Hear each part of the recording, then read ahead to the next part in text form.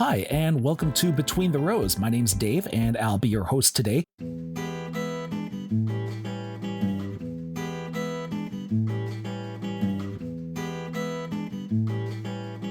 This week, we're going to be talking about the work that's underway to raise the level of Indigenous participation in Canada's agriculture and agri-food sectors. We'll be paying a visit to a 4-H leader who's finding ways to bring the farm experience to youth in her First Nation community, whether they're already active in farming or not. So the first year we had 20 members, and this year we have 31, and so it's been really special to see, and it's been really great for the kids. First, though, we'll be taking you to Atlantic Canada, where farmers are assessing damages and losses and also counting their blessings in the wake of Hurricane Fiona. I wouldn't be surprised if there's going to be a substantial amount of product lost just because of storage, timing, transportation links. I've been hearing things like the milk trucks and whatnot may not be able to get in, or a feed truck can't get in to keep grains supplied to some operations. So we're going to be counting some numbers for a long time yet.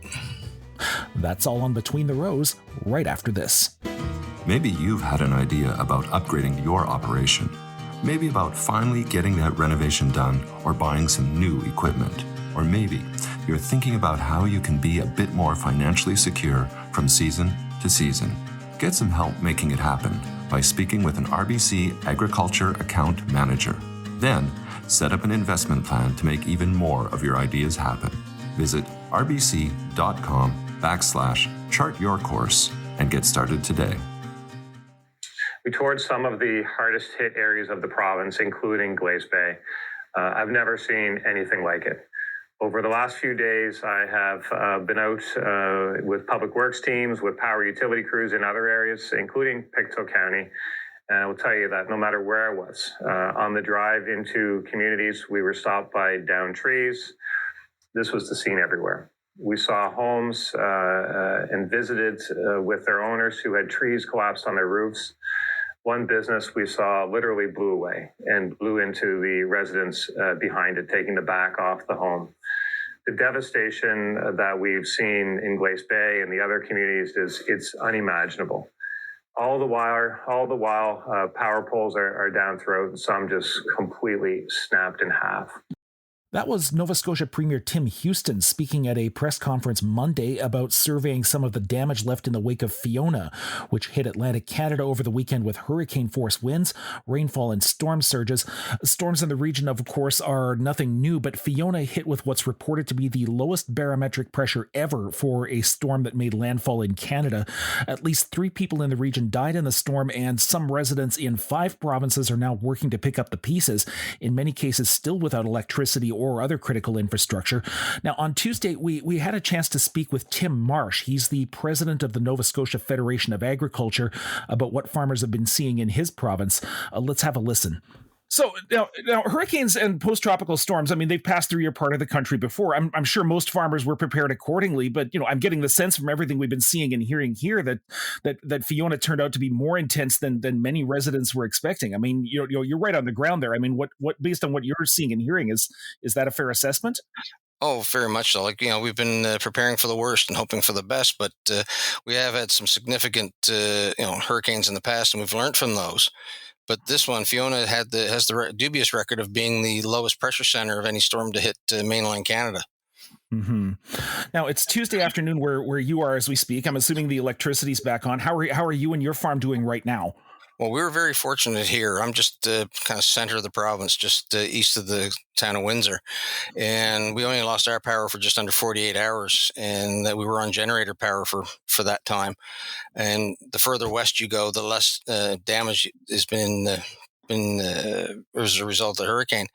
Further to the east, however, Antigonish, the North Shore, Cape Breton, there's still a lot of places there with no cell phone, no power, no internets. They're still quite in the dark. A lot of people still on generator time. Mm-hmm. Now, in terms of extreme weather, I mean, you're a cattle producer. How do you prepare livestock to get through a hurricane?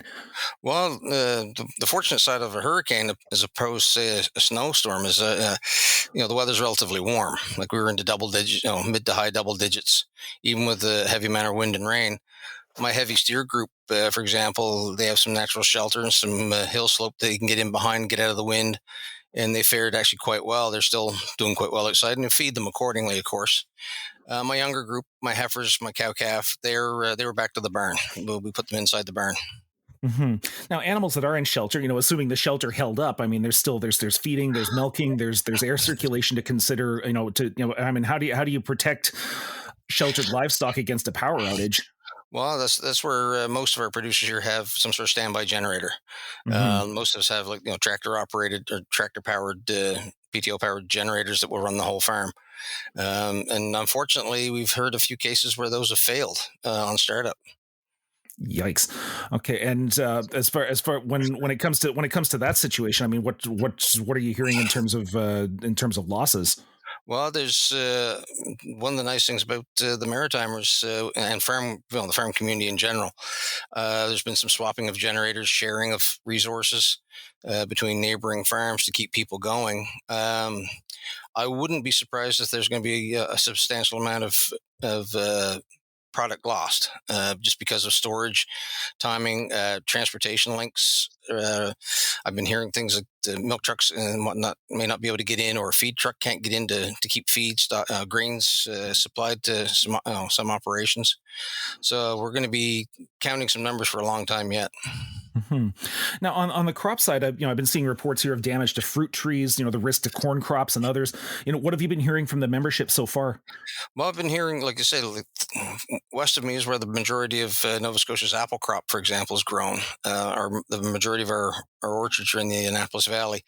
They fared relatively well. They did take some damage. They had some fruit drop off the trees and on the ground, and they probably will have some fruit that's damaged with bruising, but they won't really know that till harvest, because the apples are just getting into the harvest window now. Grape industry is looking at some issues. They've got a lot of leaf loss off the vines, and that's going to affect the sugaring of the grapes. So quality and volume there might be an issue. But our vegetable guys, like people with polytunnels, they seem to get hit really hard. There's a lot of those structures that, the plastic was ripped right off of them, coverall type barns. There's new added skylights, as some people are commenting on social media. But we still haven't got a full assessment of the damage because those guys in the east, those farmers there, we still haven't got full contact with all of those yet. Now, I'd like to talk about what the risks are right now from a farm safety perspective. I mean, for example, there's still downed trees, there's damaged infrastructure. What are the real pressing hazards right now? Well, that's the number one thing. Like, fortunately, we haven't heard of anybody getting hurt or even killed, that's the foremost point of concern. Like, as long as our producers can do things in a safe manner, then they'll continue on. I'm sure there's going to be a lot of people, looking to try and repair damage. I hear the military have come into the eastern part of the province now to help clear trees and help get the roads opened up, along with the various power crews. I see even the state of Maine has sent power crews here to help with the cleanup. Now, as far as pressing needs, you mentioned supply lines before. I mean, where you are, are the fuel and feed supply lines and still in some semblance of order? Or? Yeah, we are here in this part of the province. I'd say we're pretty much back to normal already. There's been a few trees and things still to clean up, and the odd, probably still a few people missing power. But to the east, I know. Actually, one of my board members is an egg producer, and they've had to store an extra week's worth of eggs at this point because they can't get the truck into their farm. They can get a passenger vehicle or a pickup truck in and out, but they can't get the big box truck in or even a feed truck in for feeding their chickens soon. Now, the damage to storage must be fairly significant as well, just in terms of potato storage, in terms of storing silage and whatnot. I mean, like, obviously some of those there's been some damage there, and that's pretty rotten timing considering harvest is just about to start for a lot of these folks. Exactly. Like, I know of a dairy producer in the Antigonish area that lost the top of a tower silo. That's where his corn silage was supposed to go in, and it was just about ready to harvest. And unfortunately, by the sound of it, a lot of it's down flat now. So he's going to have somebody with a kind of like a flail type harvester head to come pick it up for him if try and salvage what they can. At this point. Some of us, this part of the province and a little further west, our season's slightly earlier. We got our corn silage, for example, we got it off by Thursday night, and so it was in and sealed. So we were very fortunate here on the home farm. But there's a lot of producers that there's a lot of flat corn in parts of the province, but you don't have to go far, and you've got some corn that's still standing. That's the nature of these storm events. It's not consistent across everybody. They kind of hit and miss. Mm-hmm.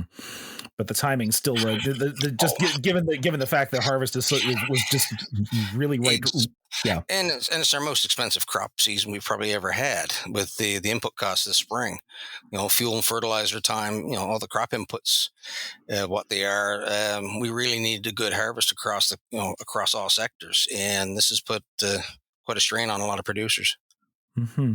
Now, the federal and provincial governments are already talking now about aid generally. What will farmers be needing most in the days ahead? Well, right now it's access to capital and cash. Bills have still got to be paid. Staff still have to be paid and whatnot.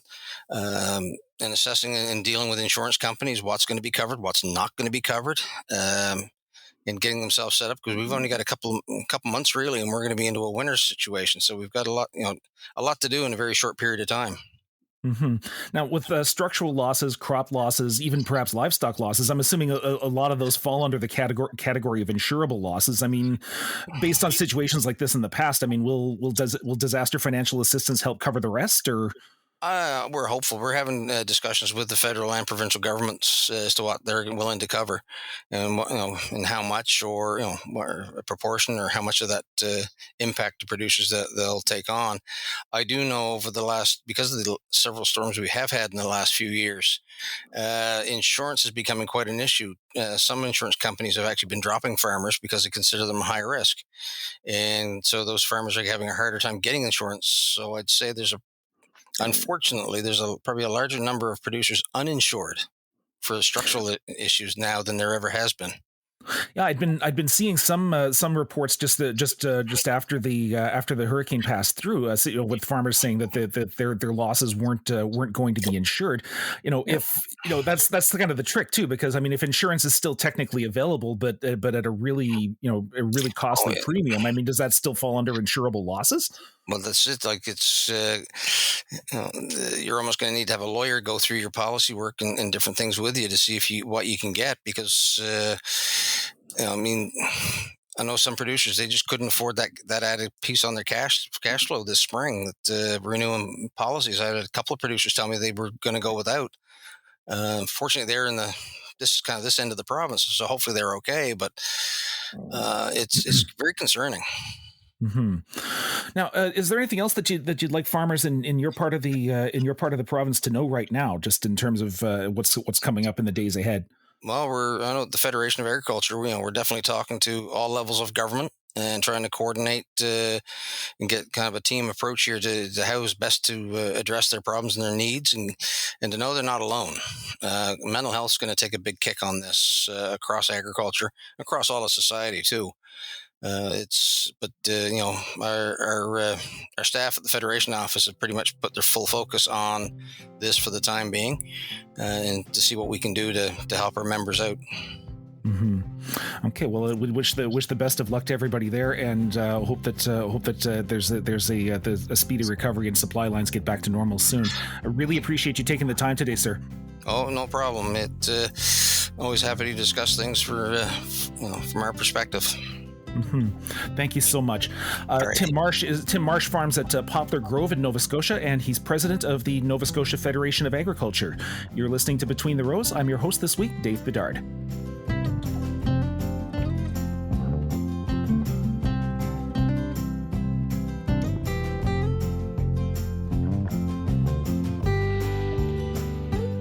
Right now, we're going to take a bit of a trip to the BC interior, namely to Williams Lake First Nation, where there's a 4-H club now running that's committed itself to providing access to the experience for anyone who wants to participate.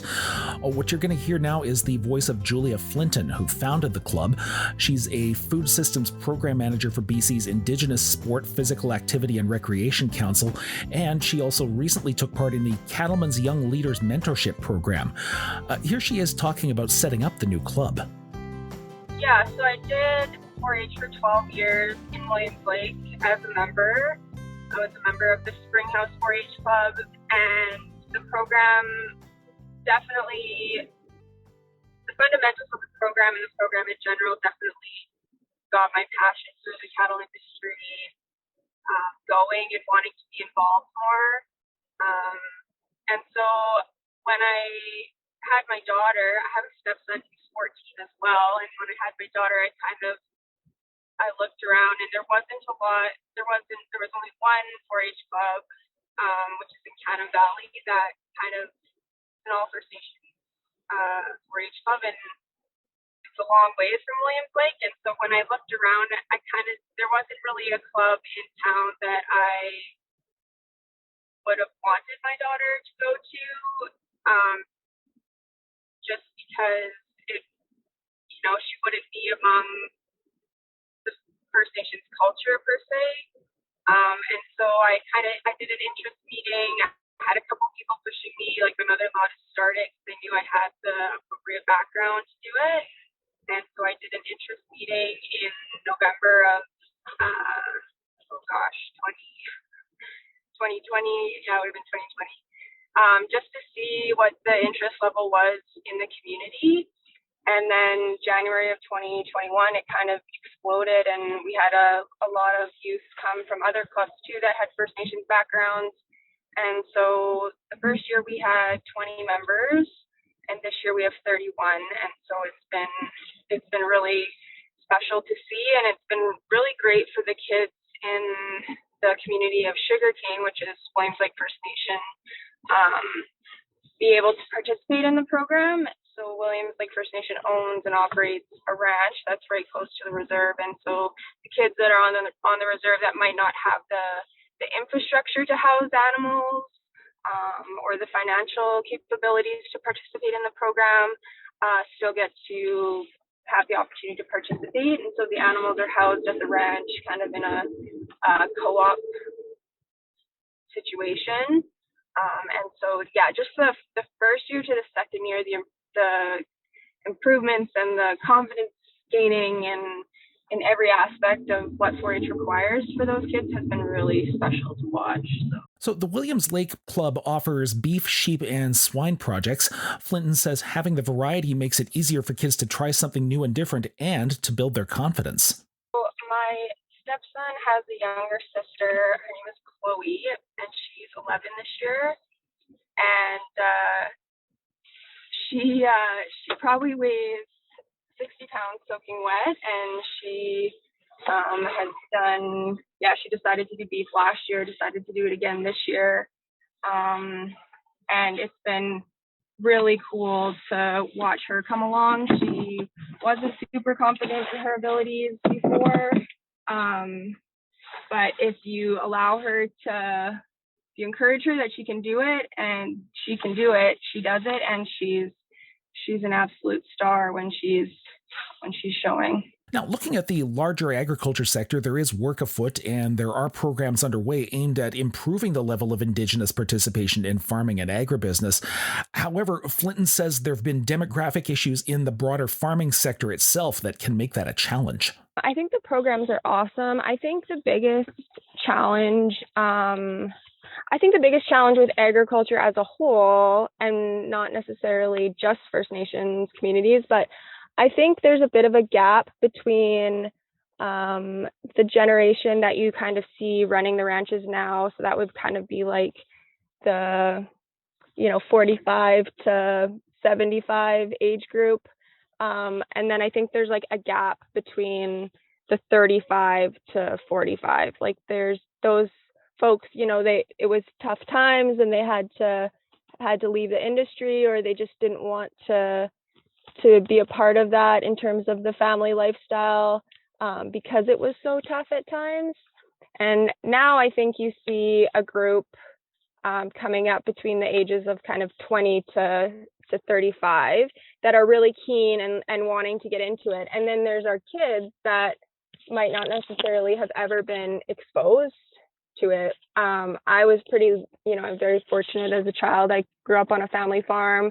My granddad was a cattle producer. My dad's a cattle producer, and I've seen the ups and downs. I've seen times where things are good, and then I've been a part of times where you kind of have to sell everything and move on, and then things pick up again and you get back into it. And so I've seen both sides, and so I think that's the big issue, is just, or a challenge, not issue, is just no exposure. And I think especially for those kind of within First Nations communities or on reserves, the generational trauma just runs so deep, and people just were reverting to what they had to do to survive.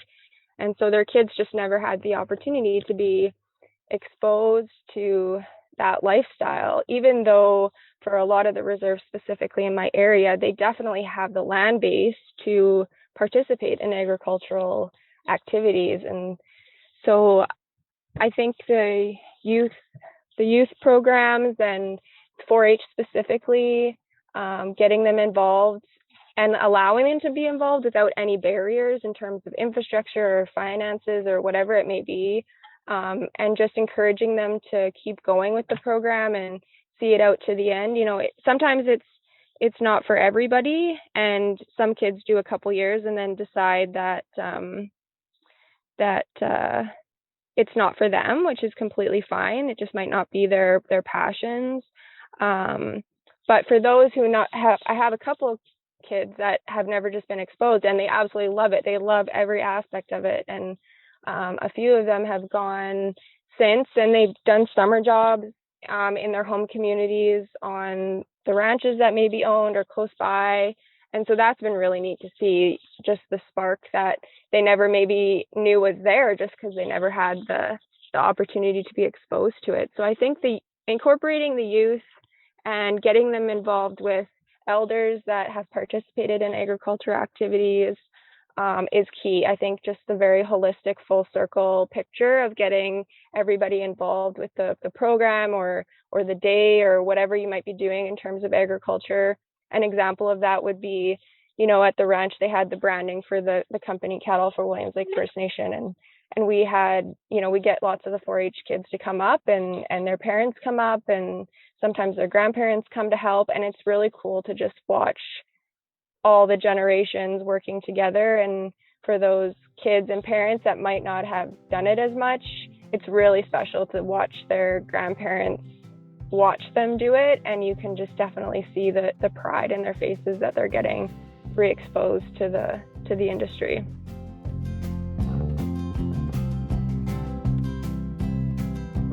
You've been listening to Julia Flinton. She was being interviewed there by Lisa Gunther of Canadian Cattleman magazine.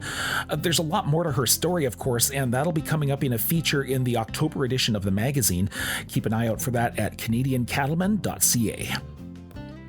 And that's our time for this week. Many, many thanks to Tim Marsh and Julia Flinton, and to Lisa Gunther of Canadian Cattlemen and Catherine Tuttle of the Nova Scotia Federation of Agriculture for connecting us with this week's guests.